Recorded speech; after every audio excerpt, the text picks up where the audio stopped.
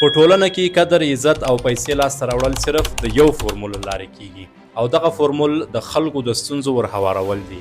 څومره چې ته د خلکو ستونزې ورحلوې همغومره به د دغه ټولنې لخوا ته قدر، عزت او پیسې لاسته راوړې.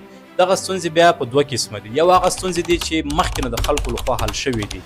که چیرې ته هم غواړې چې دغه ستونزې د خلکو ورحل کړې نو ته به قدر، عزت او پیسې لاسته راوړې، خو دغه پیسې به ډېر په کمه اندازه وي ځکه چې دا ستا ابتکار نه دی، دا مخکې نه دا ستونزه حل شوې ده. صرف ته ورننوځې او ته هم د هغو خلکو په څېر چې هغه مخکې نه لګیا دي د خلکو ستونزې ورحلوې، نو د دغه قدر او عزت او پیسې به ډېرې زیاتې کمې وي.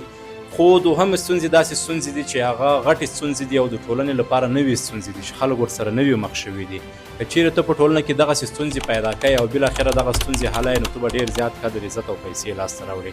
د مثال په ډول په افغانستان کې آنلاین پیر او پلور نه کیږي. په افغانستان کې امازون شرکت کار نه کوي او بل داسې نیټورک نشته ده چې خلک د هغې له لارې پیر او پلور وکړي. که چیرې یو څوک راپاڅېږي دغسې یو نیټورک جوړوي په افغانستان کې چې د هغې له لارې د خلک په ډېرې اسانۍ سره آنلاین پیر او پلور وکړي او خلک له بازاره تګ څخه رامنه کړي او په خپل کور دننه د خلک شیان واخیستلی سي او د دوی تر کوره دې ورسول سي، دا یوه ډېره غټه ستونزه ده چې فلحال افغانستان او د افغانستان خلک ورسره مخ دي. که یو څوک دغه ستونزه حلوي نو تاسې فکر وکئ چې دغه سړی یا دغه ځوان به څومره غټه بدله د دغه کار لاسته راوړي.